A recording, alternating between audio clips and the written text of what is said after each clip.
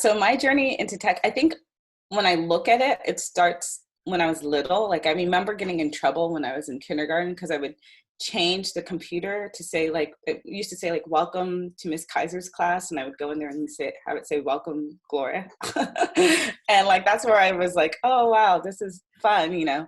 But I didn't realize, I mean, I had always like navigated in tech. I helped set up the computer at home. I helped everybody navigate that there. But it wasn't until I got older and I was working that I would call the IT department when there was something going wrong with our systems. But I wouldn't just call them. I would call them, tell them exactly what was wrong, tell them exactly how to fix it. And then they were like, Gloria, you should just work in IT. And so at the time I was getting my degree in environmental studies. And I was realizing that I liked the theory side, but I was really passionate about the mechanical side of it and some of the different inventions that were coming on there. So I actually took went at the same time I was getting my bachelor's, I went to the city college and said, I want to just take a couple mechanical engineering courses. And the first course that I took was a programming course. It was Visual Basic. And within the first 3 weeks, everything just kind of clicked. And I was like tutoring the rest of the class on programming. And I was like, man, this comes really natural to me. I probably should, look at it into having a career in it. So I continued to take computer courses.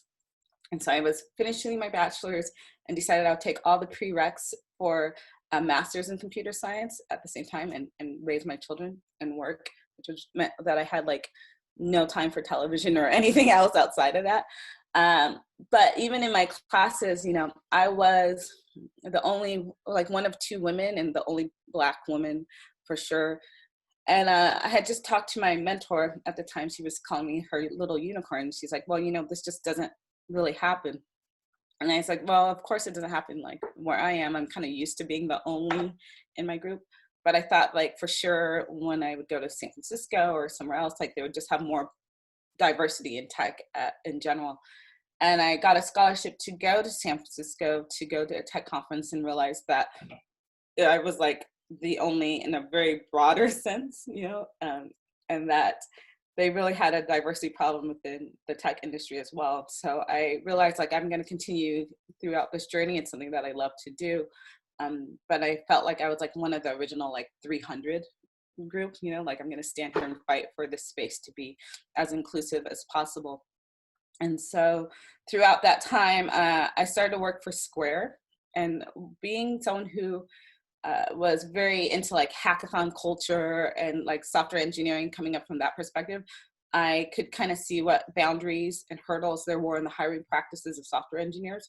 And so I was the engineer on the people team, and I removed the barriers and would just ask questions like, why do you hire the way that we hire, and how come we're not doing hackathons, and why does it matter what people's majors are when you can be a hobbyist and be just as good as a software engineer anyways.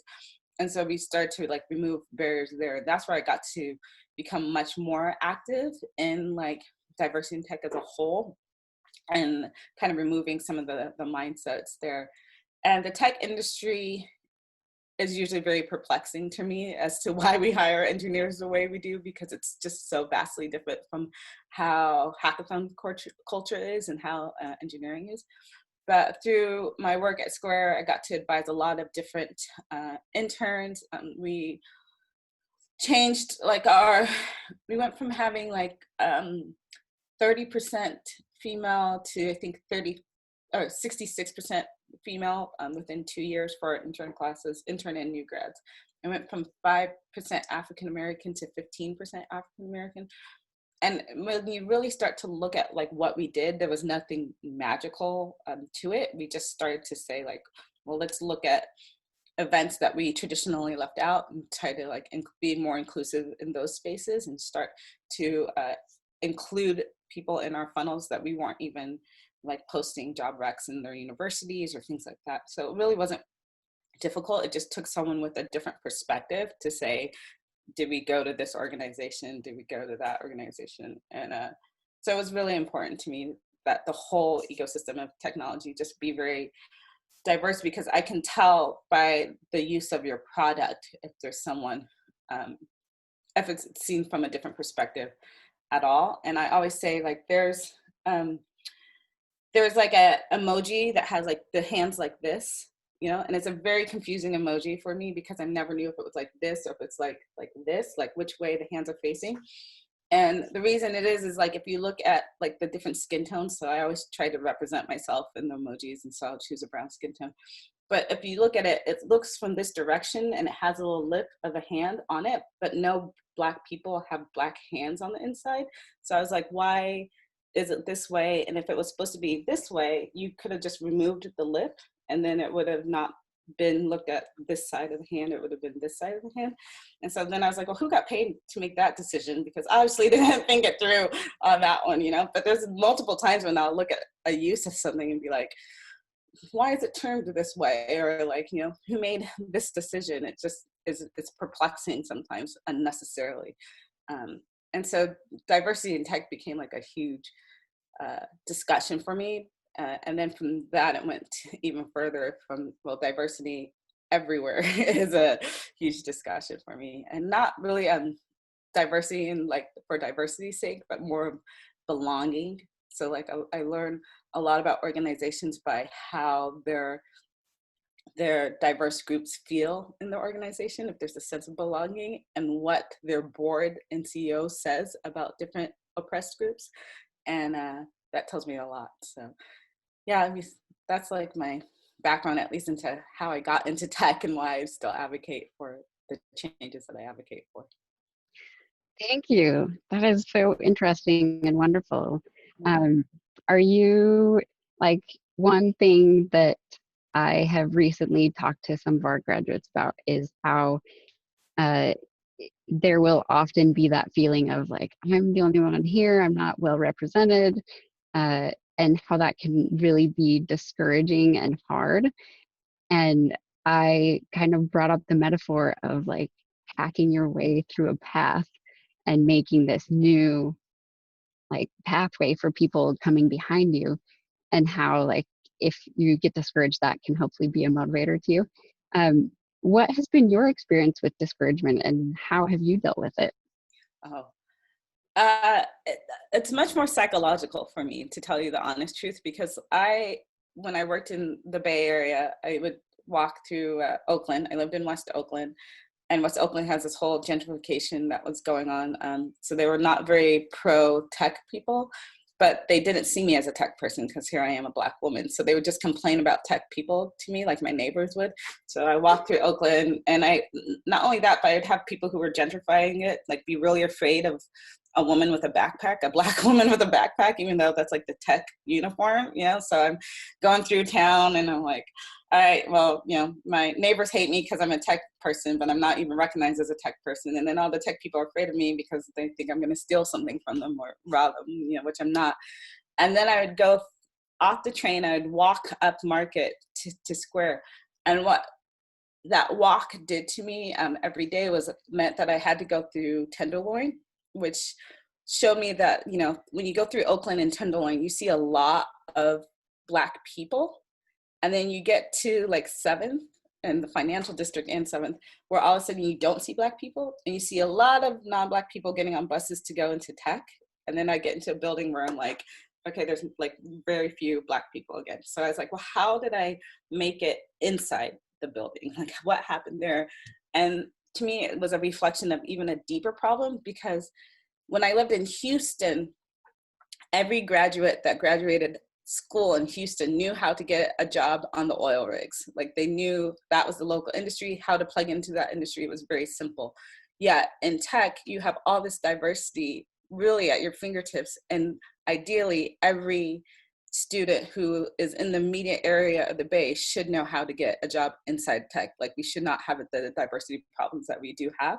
It's just the biases that happen there. And so the first 2 weeks, I was like, literally not working. I was staring at the window being like, how the hell did I just make it inside here? What the heck is going on? So my mom called and she's like, what are you doing? And I said, oh, I'm waiting for them to realize that they made a mistake. And she was like, well, you better get to work. And I was like, oh, that's right. I probably should do that. But it really like started to make me think like, what are the systematic problems and systematic issues that we should be addressing?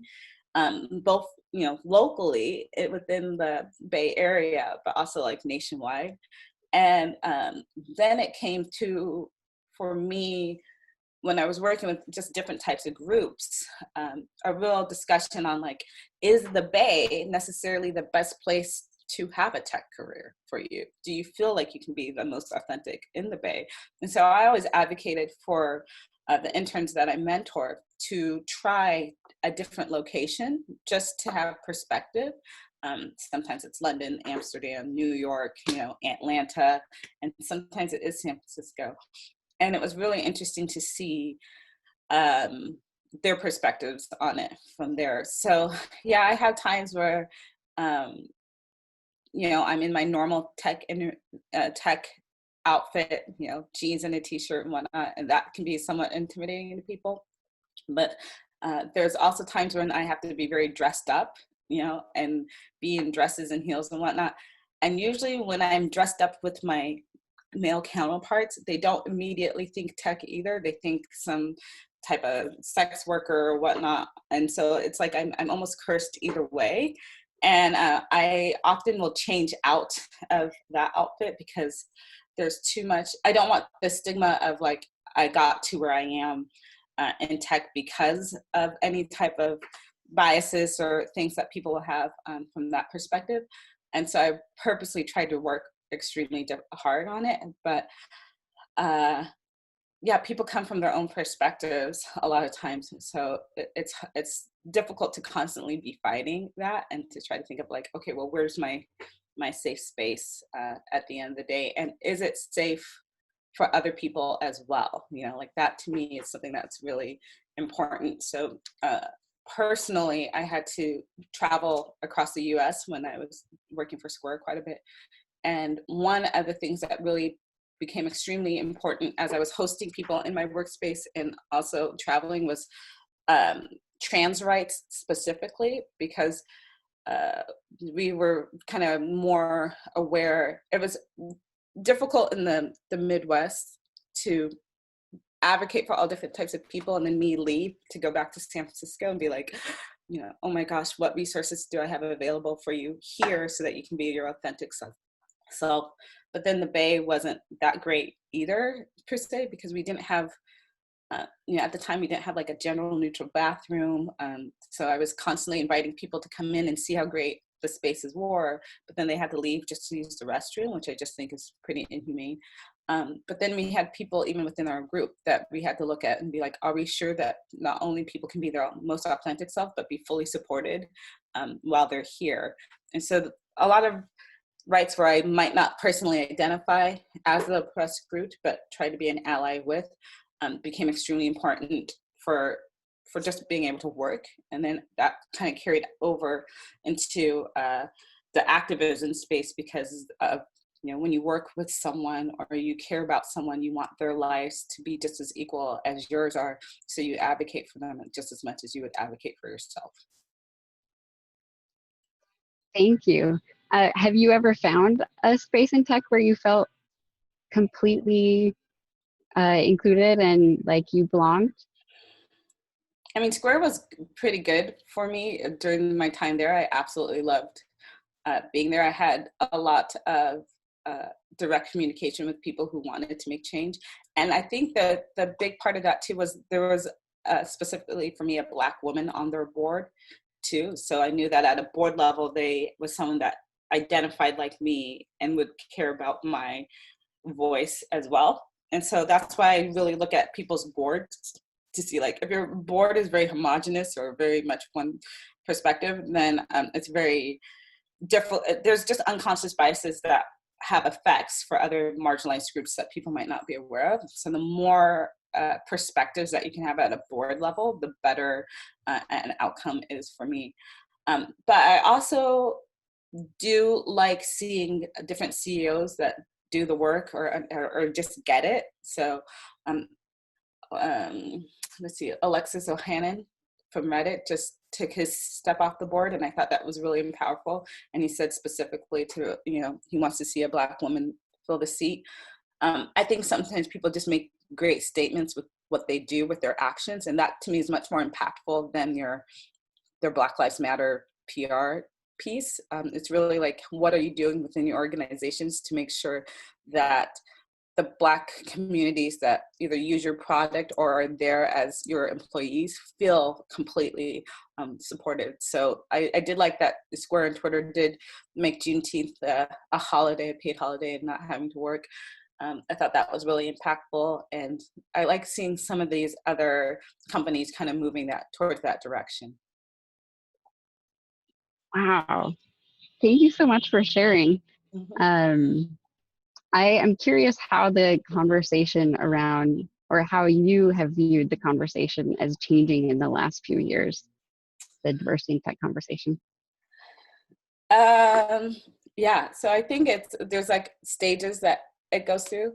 If like it's not important or why is it important, then there's like releasing our numbers, we're really bad at it. Then there's like, okay, no, we're really bad at it, we're gonna change it, and this is exactly what we're gonna do to change it. And then there's like, for me, like the throwing money at the problem, which is like, okay, we're gonna support these different agencies, which is also great. But I personally like when people create systematic programs to be more inclusive. Um, you know, what I see is like when we were hiring, people would not even know what like Shippy or Nesby or NC Wit or SWE. They didn't even know that there were these communities of engineers that they could really like tap into. And I think that is reflective of an even bigger problem where, you know, the assumption is that engineers always have mentors, you know, and that if you were the best engineer, you would go to Harvard and then you'd become an engineer out there so you could get all the Black kids that went to Harvard. But you're negating that Harvard itself has diversity problems too. And like not all Black kids who have been tokenized want to be tokenized again in that type of system. So they just kind of like negate that aspect of it. So I really like to see avenues and partnerships where you're like, the real change would be like when you can take anyone who's entry level into your workspace and have so much training and support that you can make them be that level 1 software engineer or level 2 software engineer. And the tech industry is going to need to get there because the roles are going to be so much more diverse and necessary. And I also think that with this COVID component on it, people had to really look back and say like, okay, productivity wise, like what are we doing so that we can support engineers at home and, you know, at work? And do I think that an engineer should be working a 70-hour work week at home? Like, is that a realistic expectation? Should they have meetings all day long? Like that type of thing. I always try to advocate for humane practices for engineers and for just everyone in tech in general. And so I think that the more humane you can be towards people, the better of an outcome that we can have. If we can just feel very supported and be okay with failure and not be such a perfectionist like industry, that we can move forward. And the best thing for me is the engineering thinking is all about being okay with failure and knowing why something fails, you know, and that is the growth mindset. So if we can be okay with people learning and giving them the tools to learn effectively on the job, then that is much more important than having perfect engineering. Because sometimes I have engineers that are amazing in what they can do, but they can't work in a team or they can't communicate, you know, the knowledge sharing or where they're stuck or things of that nature. And I'd much rather have an engineer that can communicate and talk about why they're thinking a certain way or that they're stuck, you know, than to have someone who thinks that that's stuck in their perfectionism, because then it just slows down the whole process as a whole. And sometimes, you know, sometimes you'll be stuck on a bug or something for hours, and the bug could have been resolved in minutes if you would just have paired with someone or asked someone, where do I look up the documentation? So you kind of have to be okay with failure. And as an industry, the more that we are okay with people failing and picking themselves up again, the better we will be as a whole. Ooh, that's really interesting. I'm guessing you heard about the 10x engineer thing a few years ago. Yeah, yeah. Do you want to share your thoughts about that for everyone? and maybe explain a little bit what it is? I don't subscribe to like the 10x engineer perspective. Um, I think that the 10x engineer perspective is like really advocates for burnout. The type of engineer I aspire to be is more of the SpaceX model launch failure engineer, where I'm like, well, that failed. This is exactly why it failed. We're going to try it again in this type of way. Um, and that to me is much more interesting. As coming from a software engineering perspective, I don't quite understand why we're not more inclusive of hobbyists and of people who might not have like the software engineering background, but like the people who I know were the best software engineers that I grew up around, none of them had computer science backgrounds. They were like philosophy, liberal arts, graphic design, like art, communications. They were all just like much better at expressing things and thinking outside of the box naturally, and then applying it. Definitely. Yeah, and most of them, you look at the CEOs of some of these companies, I said it a long time ago, but some of these CEOs cannot even get a job in their own company right now because of the requirements that they have of the software engineers. And I'm just like, why do we even do that? Like it doesn't make sense in a culture where engineers, drop out of school because tech moves so fast that we make a requirement that you have a good GPA and a major in computer science. Like it just doesn't make sense to me. So before we move into some of your recent activism and that intersection with tech, I wanted to kind of open it up. Does anyone have questions for Gloria?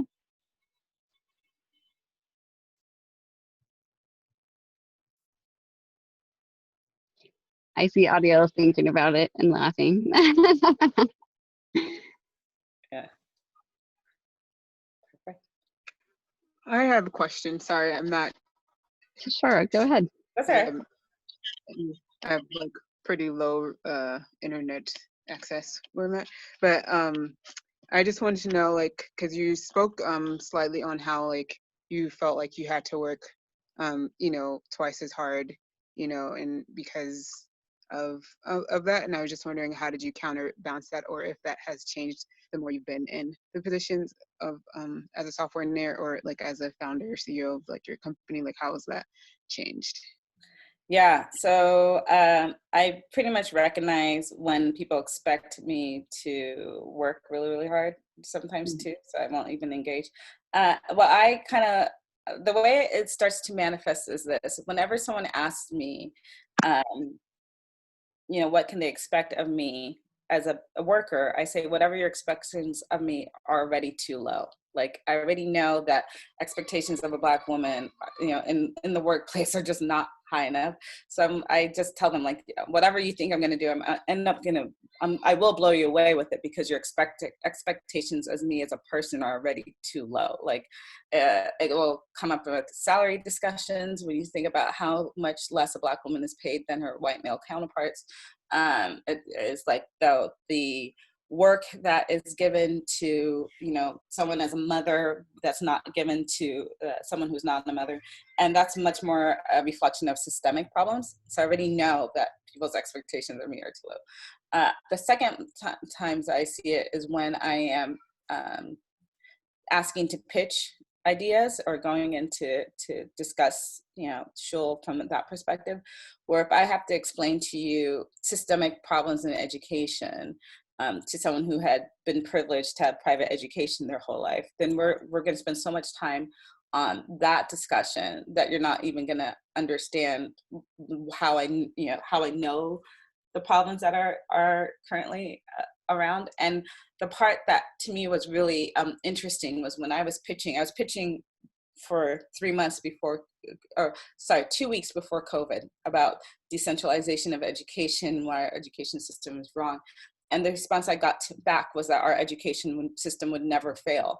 And then 2 weeks later, the whole system was like, we don't know what to do. Like, there was no unity at all. It was just kind of like, do whatever you want. And so I just turned to my son and said, congratulations, you graduated, you don't have to do anything, you know, like, but I think that sometimes it manifests in like, which fights am I going to fight versus which ones am I just going to walk away from and realize I don't even have the energy to deal with this right now.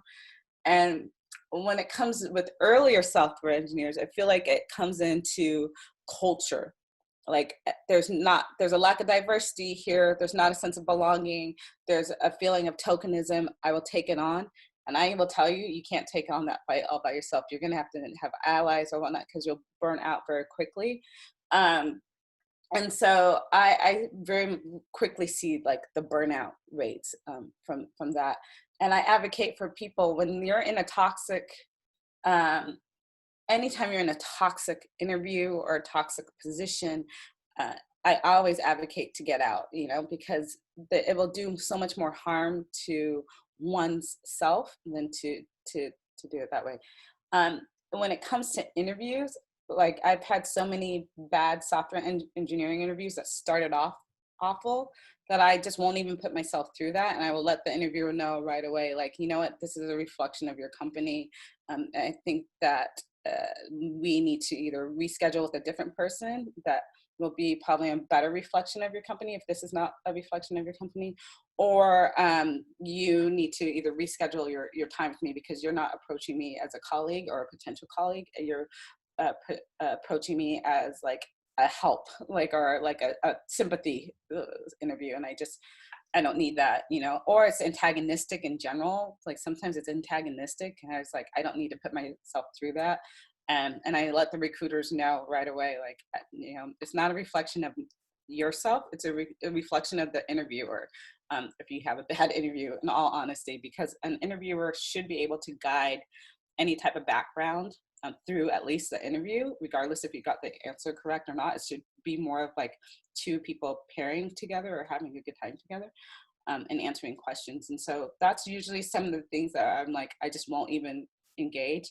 But I also will like pat people on the back if they recognize that and say like, you know, I had an interview the other day where the interview process was literally, here's the question you want to work on. We're scheduled 24 hours. You figure out what you want to do and we'll talk about it the next day. And I was like, dude, that is the best setup for an interview for anybody, because engineering is totally, you know, more reflective of that than it is of like, let me give you a puzzle for you to figure out in a way that is not any way that you will ever have to figure out puzzles here and this. There you go. See?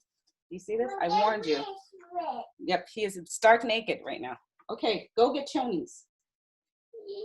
My tummy shirt. Okay, go tell daddy your tummy hurts too. You need to stop eating those. Go get some water and go tell your daddy that your tummy hurts. What do you mean? Okay, hold on. Babe! Give me one moment. Totally fine. It's probably some good time for people to think of some additional questions. That was a really good question, Tashara. I am very interested if Gloria felt comfortable walking away from those interviews early on in her career.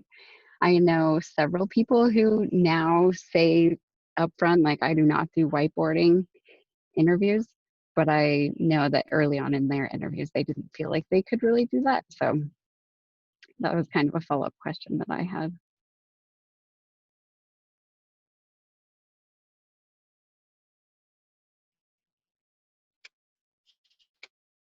Nice. Sorry about that. No worries. Welcome back. I was just saying, I was curious about if you felt like you could walk away from interviews like that early on in your career. No. Early on in my career, I had really bad interviews and I would subject myself to them. Oof.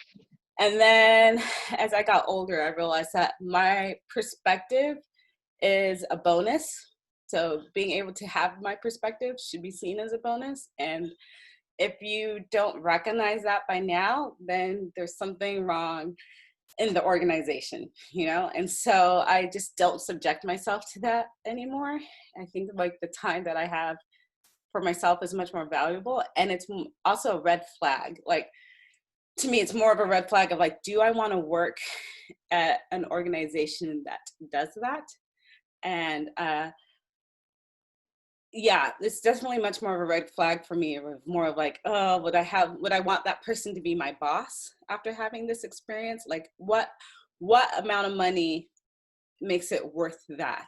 And at the end of the day, it's just none. Like you can, it's still worth it to go through one more company and maybe having a better company to be on than to go through and have that as an experience. And sometimes it's too like a location thing. Like maybe I need to open up to a broader location. Maybe I don't need to work for the big four. Like maybe it's something like that, you know, maybe it's a company that I haven't checked out, but software engineers and tech skills in general are so high in demand that being able to do what you do is definitely worth being able to have a good interview in a good environment. And you should leave an interview walking away like at least you learned something new, even if you don't feel like you're going to get the job, and that you had a really good conversation. But you should never feel like belittled or like or worse about yourself because of an interview that you've had. Yeah. Absolutely.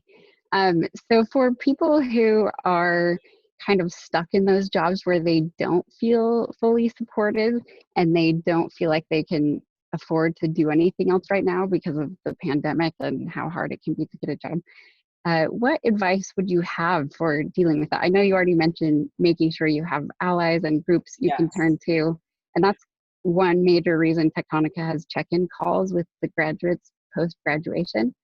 But yeah, I'd love to hear your other advice there.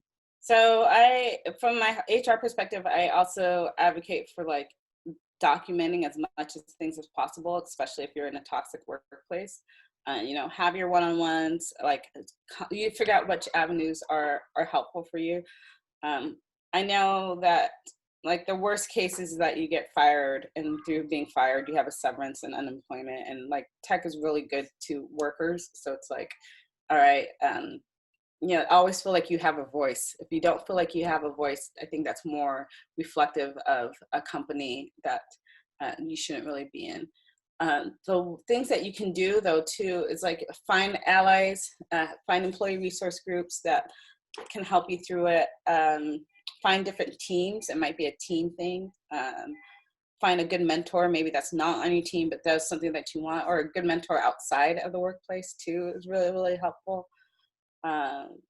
Yeah, that's usually what I say to do. And then I always try to tell people like, you should really be interviewing quite a bit just to see your interview skills, the salary, compensation, what's going on there. And, you know, feel like you can take the time to do that if you're really in a spot that is extremely toxic. And I'm talking like some people have had toxic words.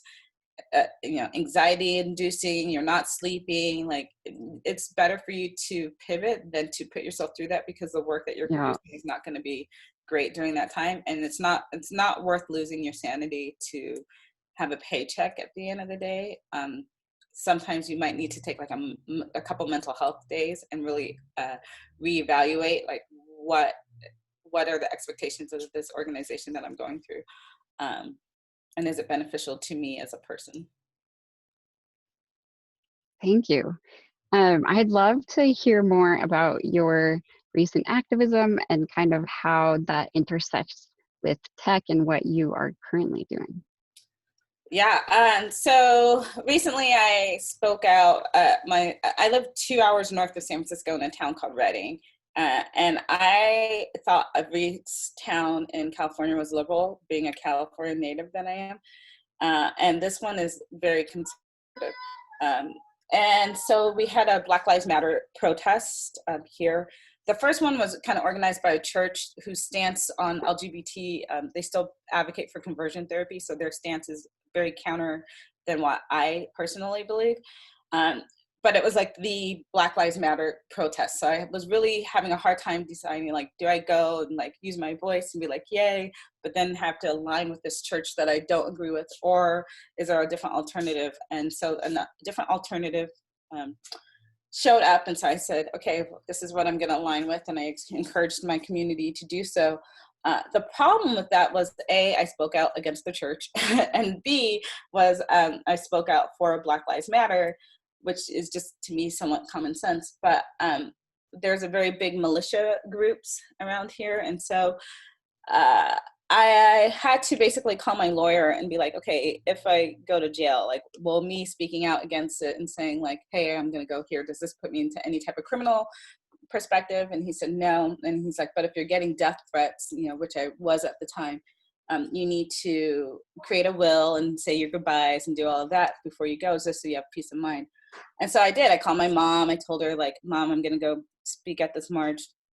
I'm getting death threats. I just want you to know so that, you know, if this is the last time I talk to you, you're okay with it. You know, my mom, who usually is like a crier and super religious, was already so upset with the George Floyd incident that she was like, well, you know, this is how you got to go. I was like, oh, okay, Mom. And then I said, you know, goodbye to my kids in the as least traumatic way as I could, you know, just by basically saying goodbye. And then I went to this march. And at the march, you know, I got to speak my words as to why it was important for me to be there. And in reality, it's because even though I could say goodbye to all my friends and family that I wanted to, these people who are murdered at the hands of police don't have that privilege. But it was interesting to me because at the same time I'm giving my speech, I'm at the other end of militia sniper guns, per se. And I have the whole police that I'm actually advocating, like, to stop using police brutality, basically saving me from militias. And that made me become even more vocal about it, about like why is it so difficult to say Black Lives Matter? What does that encompass? You know, for me personally, it encompasses all Black lives. So you can't say Black Lives Matter, but then be like anti-LGBTQ, because that is not reflective of that stance in general. And so we've been really pushing for that. But I said, well, how can I change a mindset of a whole community? Like, that is the struggle that I'm in. And also having this community have so much, you know, misconceptions. And so what I did was say, you know, we always stand with the oppressed, not the oppressor. And the easiest way to do that is to put yourself in the shoes of those who are oppressed. And so we started this initiative called Read Against Racism. It's this whole practice called Justice is Lit. And we use literature to actually put yourself in other people's shoes. And so I'm advocating for anti-racist literature in every library, the school libraries, actual libraries, church libraries, every library in our city. And we raised $5,000 for books within a weekend, which was awesome. I just saw the collection of books. And I'm hoping that would be able to start conversations then, that people will be able to read the literature and start conversations. And through Black Lives Matter conversations, you can actually still have like, what is bigotry, you know, have conversations upon that. What is socioeconomic privilege? What is homeless privilege, like having a home, like all these different aspects of privilege that we actually don't necessarily think of. And I kind of go through it through that lens. And so that was when we had the whole arc of Justice is Lit. It's like we can actually tackle a lot of these different problems through literature. But the first step against that was to read against racism. And so we have a whole collection of the books that were anti-racism books that were in a specific article. It's for both children, youth, and adults, and they're in every single library in the city of Reading. And then we have 5 schools that are also taking it on to have in every single school there. And so it's just one of the components of change that I hope to see in my direct community. That is so awesome. Part of it because my internet went out on my phone, and I lost a connection. But I'm not sure if like you spoke to this. But I wanted to know, like, because I guess for myself, like, I feel like I've been an advocate, but that leads to burnout in and of itself. And I was just wondering, how do you, because like, it is emotionally draining to be like getting those death threats or be concerned about like, because I've spoken up, my life, you know, it comes at a cost of my life. And that's like a whole nother separate thing. And so I'm just wondering, how did you, I guess, maintain that like kind of balance and have those like, I know you take like, you know, practice self-care and stuff like that. But I almost like, for me, like I've I've got to the point where it's just like I've been drained, and like I went through like a systemic oppression that like kind of left me spinning for about like a good, I'm still recovering. Yeah. And so I'm just like, how do you like practice those not self-will, self-care, while also wanting to be true to like, because it is like such a like good cause, because it is a personal, like it personally affects you, like, you know, like having this thing, like, and it's like it affects you whether you're participating in it, it affects you if you're not participating in it. And I'm just wondering, how do you strike that balance of keeping So yeah. So my mom is a nurse in the psych ward. Like, so we talk about mental health all the time. And I was speaking with her the other day, and I said, Mom, I don't think I have anxiety. I think I have PTSD from being a Black woman in a white world. And I think that like that is like legitimately true, because whenever there is these incidents of brutality or whatnot, I have visceral effects into it. So this week is week 2. It's the first week I've been able to sleep or eat or have like a normal regimen.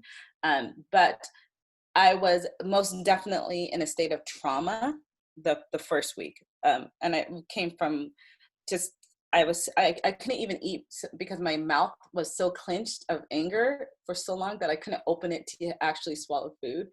Yet at the same time, I still had to go do tech work like the next day. So I just think like, even holistically, I'm like, man, this is kind of screwed up that we make people even do this.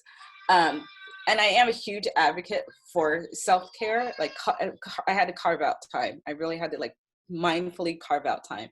And I had a friend who gave me the best gift ever. They are from one of the indigenous people here, the Wintu people up in Northern California. And what he did was, it was so sweet. He said, I signed you up for a guided meditation class. It's from 4:30. He like put a meeting on my calendar from 4:30 to 6 at the same time the guided meditation class was. So I already knew I had this meeting with Jonathan, and he said, I get to the meeting. He's like, actually, this is a guided meditation class. It's for you to have this space to like just have for yourself. If you feel like you need it, you can go ahead and take it. I've signed you up for it. But if not, go for your day. So he had like carved space in my calendar for me to have space for myself. And at that time, I could not carve any space for myself. I was just so enraged and figuring like frantic, you know.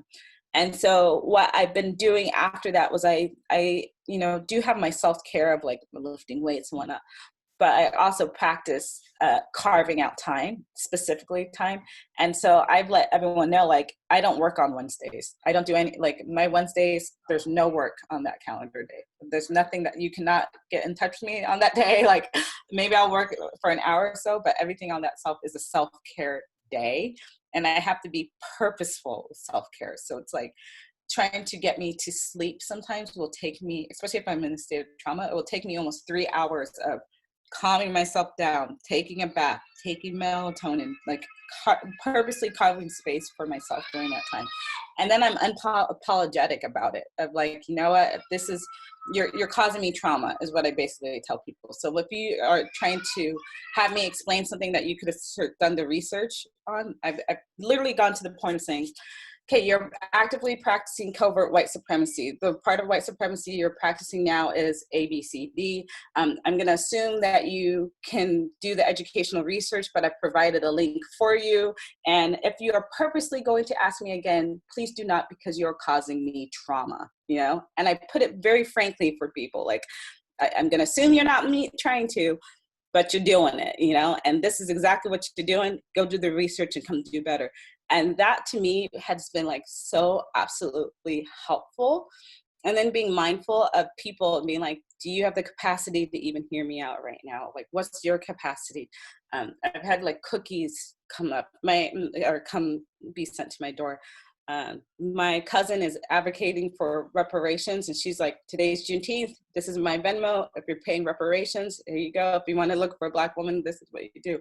And I just highlight things like that because nobody should be doing the work, especially relying on Black women to do the work that is so easily done by asking Google, like, you know. And I for my friends that aren't having the capacity to do it right now, I recognize that and say, you don't have to do it. You shouldn't feel like you need to educate your workforce or educate your staff. For me, I've made my living like doing this. So I've been able to kind of mentally bypass things and say like, okay, I'm going to hold space for myself and kind of really be active doing it.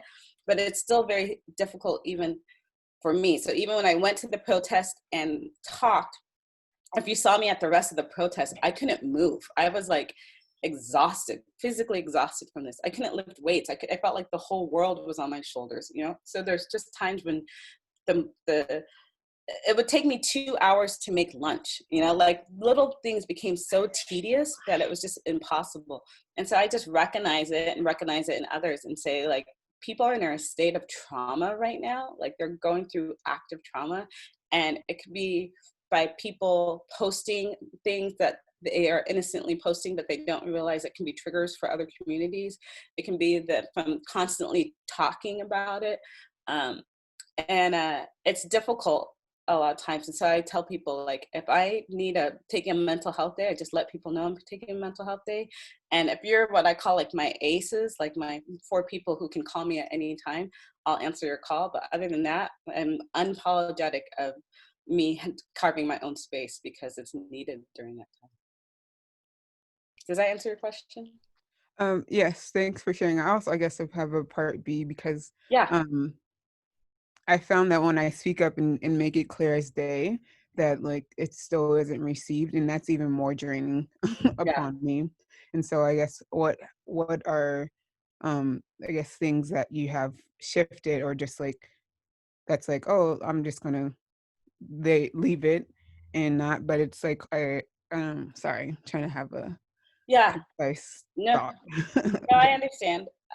So someone said like the most impactful thing that you can do for any type of oppressed groups is believe them.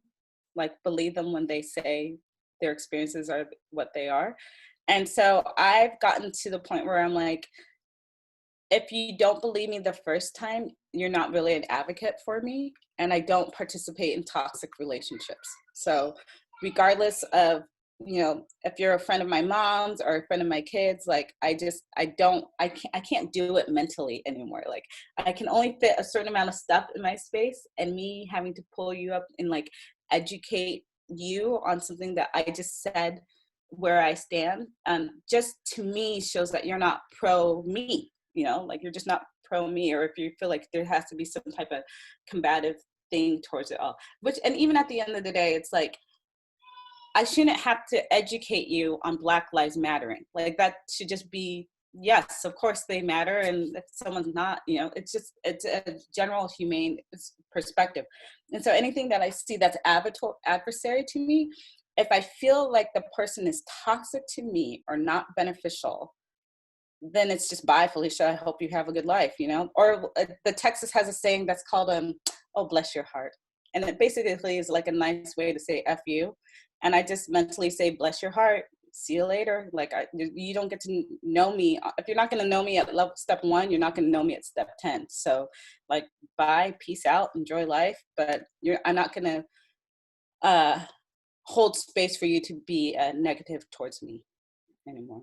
And I'm really unapologetic of it. I used to be really like sad and feel like, oh, they were my friends from school. Like if I could just educate them and just hold on to them, but it was causing me so much pain that, you know, at the end of the day, their comment, you know, they weren't really hurting from their comment. It was just hurting me. And then I thought, why would someone want to purposely hurt me? After I said this hurt, why continue to hurt me? And so I just kept my boundaries and say, no, this is my boundary. This is where it is. You know, no trespassing. See you later. You know, and that's what I really had to do for my own sanity and my own sake. And I think sometimes in the workplace, it's like someone's like, why? And I just say, you know, I gave you the educational sources, you know, go ahead and read them. And then if they're not reading them and they're not doing things like that, then I just assume that they just really don't, there's no amount of educating you can do from someone who's not reading what you're giving to them. If that makes sense. Okay, gotcha. Yeah, because I was more so concerned with, because I don't keep people in my life. I just be like, okay, but as far as the workplace go, I have struggled within there because it's like bosses. Like I've had supervisors tell me like, why am I in San Francisco? Like, why didn't I go to a place where there's more Black people? You know, and it's just like, can you not do better? Like, why are you telling me where I should go? All But right. I'm just saying, like in spaces like that, which I've given resources in, and like, and I guess it's like a shift because like in that same space, it's like this, you know, white woman supervisor acts like a Asian American colleague of mine for resources, and it's like I'm sitting right there, and you don't think that I have resources for you on like okay. So I think it's just like that notch where it's like my word is invalid, or that's been my experiences so far, like in a lot of the workplaces that I've been, is that I'm like I can say whatever, so I'm Black and blue with factual information, and it's like in one ear and out the other. And I'm just I wondering think how so. Those are considered microaggressions to me, like, you know, parts of microaggressions to me. And again, I think it's reflective of a workplace then. Like if AFT doesn't value your input, like, and there's no way to give input there, and they're constantly feeling that way, I'm like, mentally in my mind, I think like, why are you getting paid more than me right now if you're asking me this question, like in the most like snarky type of way, I'm thinking this. And then there's a systematic problem is what it really is, you know. And you know, I always come off almost like somewhat ditzy to people and be like, oh, it sounds like we should do like microaggression training, or it sounds like we should have a whole bunch of resources to help you out with this one. Why don't you go research it and then you can come along? Or if I can say like, hey, I'm glad that you asked, you know, Helen, but what I told her was XYZ, and reaffirming like my stance on it, or having an ally do the same thing and be like, oh, well, Gloria recommended this thing and I found it very helpful. And I'm like, oh, thanks, you know, thank you so much. I did do that. And then we have this whole other side conversation where we see what you just did and it's bad and we're going to recognize it, but also you can do better, you know? And I just kind of do the Michelle Obama aspect of it. Like, that's like the best example for me is like, how do you deal with, you know, Karens in the workplace, is that you just sit there and you're like, this is not acceptable. It's not okay for you to ask that even, or to assume that, you know me or why I would choose it, or you ask the question back to them.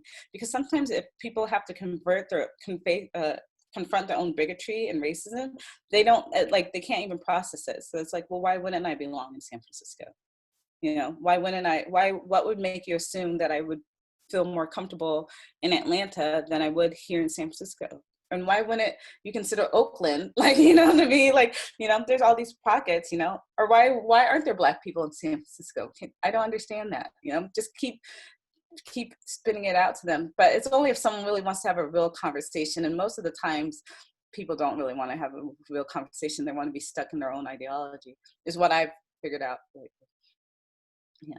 But also, you got to feel like you can be your authentic self in your workplace. So I think that if ever there's someone who's not allowing you to do that, like what I say is like, wait 3 months and see who's still there, because usually that person's on the way out in some shape or form, or in a transition in some shape or form. And don't feel like you need to do their work for them. They get paid much more than you're getting paid to ask some deep questions and get some deep answers, so they know how to do it.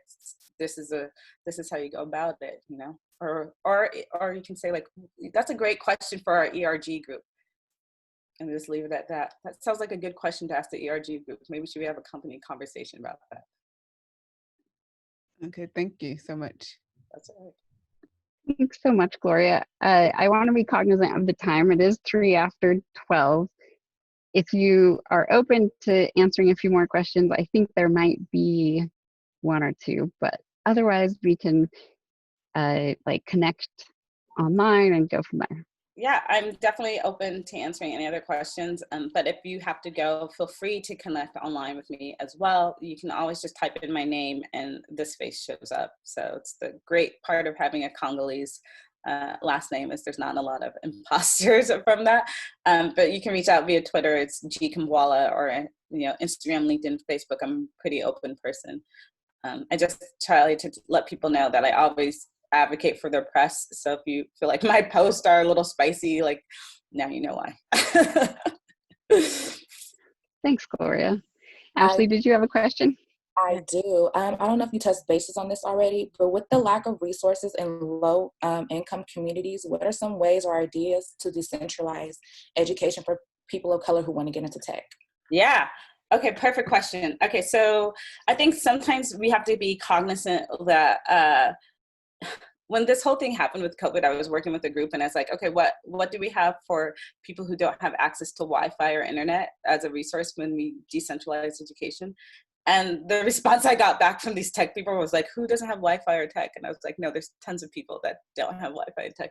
So I appreciate you even asking the question, because that is one aspect of it.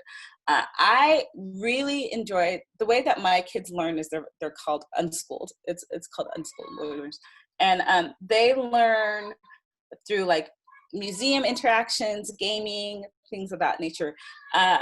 There's a lot more educational resources for people nowadays than they were when I was little. So if you can do it old school way where you're like at a thrift store or getting like Dell or companies that repurpose computers, that's like one way that I would say how to get a computer.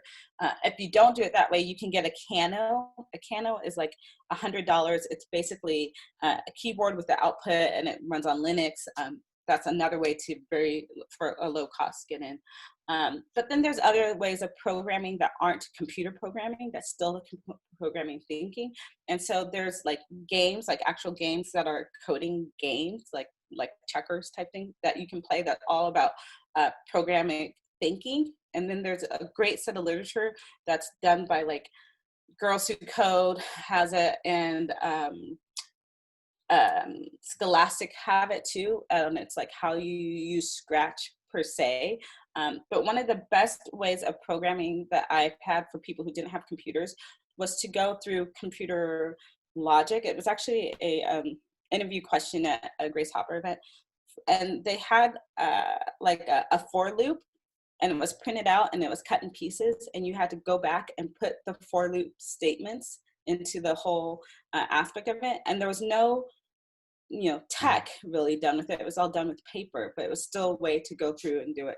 So there are organizations that teach programming like thinking, but really what I tell people to do is like, if you're someone who is interested in programming but doesn't have access to a computer, is to work on puzzles. Because when you start to deal with just any type of puzzle, brain type puzzles, you start to break things apart and put them together again. And then I try to tell people to go through taking things apart and putting them together again. Getting a screwdriver, going to the thrift store, getting a low level electronic and seeing what is inside of it and putting it back together again. And that is just a very low cost entry into like how things work. But I also advocate for those of us who are in tech that go to hackathons and have little trinkets of things to kind of give it to these kids that don't have access to technology, so that for us, it's just going to sit in a drawer. At least for me, it just sits in a drawer. But for them, it's something that they can play with and hack around with. And then I also advocate for maker spaces. So like even for birthday parties or birthdays, if you pay for like your nephew or niece to go into a maker space or to get some of this literature for them, then that's a good way to get people into. So I always say that, my nieces and nephews and my sons, they all have the same toys. They all get the same books. They all are very tech minded. And we try to get that instilled with them very, very early. But that's one of the ways to decentralize tech education for them. And it's also like, if they do have access to a computer, using Free Code Camp, Code Academy, some of those resources. But YouTube is also a great space to learn. And then trying to deal with like the Computer History Museum, and a lot of those like science centers will have stuff that deal with like binary, like things that describe binary notation or things of that nature. So I like to try to encourage learners of all types to like get involved and build something that can take a computer science concept and explain it to a person too. Thank you. Yeah. Wait, I do have another question, Go sorry. for it, yeah. I know with diversity and inclusivity is like a problem in tech right now, but with that being said, how do we eliminate microaggression amongst people who have disabilities in the tech industry? Yes, that's a good question. So the different the disabilities can come in, like, that's such a broad statement. There's a lot of different types of disabilities that are included into it. So one thing I say is like awareness of it. So we were just starting to hold our meetings. We held this one via Zoom, but if you hold it in Google Meets, they actually can close caption a meeting, and just knowing like cognitively there, that's one thing. But there's a group called Tech Inclusion that does a lot of this work into being inclusive spaces for it. And you just start to think of like, how are we unknowingly weeding people out of this conversation? Is it our interview practices where, you know, we're making it so that we're not asking if they need any type of additional assistance in any type of way, you know, that we're not aware of. And so I really start to look at that, like, how are we unknowingly weeding people out and getting the feedback back from our interview processes and saying, like, were we being inclusive of all different types of people? As someone who runs a team that's very inclusive of all different types of people, I recognize that the people that I have that have different neurological differences, we just have to communicate a little different, but they're actually some of my strongest, you know, workers, you know, when I give them a task that aligns in what their skill set is. And so I think that anytime you think that a process is great for all people, we're like not true to it. I think that conversations can also start with, I don't know if you've seen, did you see Crip Camp? It's a Netflix film all about what took place in order for things to be ADA compliant and how that came along. And it's really eye-opening into all the different abilities that people have. And I start by having a conversation, like watching it and just having a conversation and saying, are we being inclusive of all different types of people, and what can we do in order to be more inclusive of it? And the part that I think of is like, you kind of have to like rip a Band-Aid off, like reach out to the ADA and ask them, like, okay, what are we doing wrong? Like, can you come for a lunch visit and tell me every obstacle that was difficult, you know, or could be, you know, improved from that perspective? Because again, my eyes aren't going to see it, you know, but someone else's might. And having that additional perspective is always helpful if you're open to having true conversations and making some changes. And for the most part, we have been, or like most people are, just in order to figure out how to do it. Perfect, thank you. Yeah. So great. Is that all of our questions? Anyone else have maybe one more?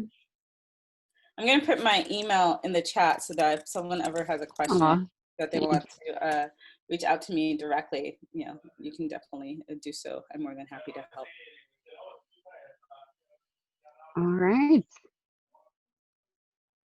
I think that's it then. Thank you so much for spending this time with us today. I appreciate it, and it seems like people really enjoyed it. One person DM'd me and said, "This talk is so good, I had to reschedule my other meetings." So great. Thank you for sharing your perspective, and thanks for all that you do, just even beyond this. I am very inspired by all that you do. So. Oh, well, thank you. I appreciate it. And like I said, you know, just, you know, as you all are going through your workplaces, just be your authentic selves, be empowered to do that, and know that you're bringing such a great perspective to the companies that you're working for. And if they can't see that, it's their loss. Great way to end. Thank you so much, Gloria. Have a wonderful rest of your Juneteenth. All right, you too. Enjoy. Thank you. Bye.